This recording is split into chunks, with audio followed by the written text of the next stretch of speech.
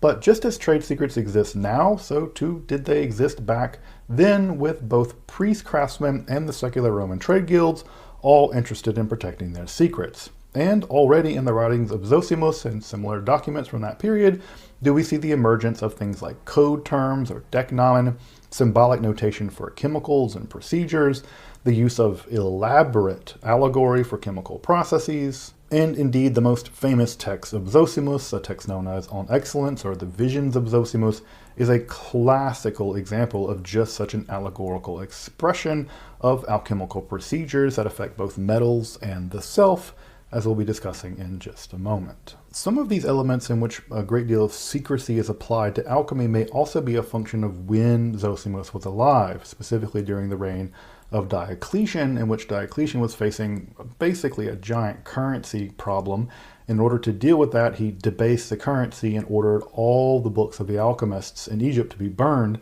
because they were able to tint metals in such a way as perhaps to produce counterfeit coins. And so this idea that books would have been burned of the alchemists during the rule of Diocletian may also explain why Zosimus and his contemporaries began to resort toward cryptic uses of symbols and allegories in order to encode their information. Flourishing around 300 of the Common Era, Zosimus not only had access to his own indigenous Egyptian traditions, but had access to the full panoply of the melting pot that was Hellenized Roman Egypt. And his writings revealed that he had great respect for Jewish metallurgical craft traditions. Remember, he acknowledges Maria Hebrea, but he also only acknowledges two metallurgical traditions, the Egyptian one and the Hebrew one. So he had great respect for Jewish metallurgists.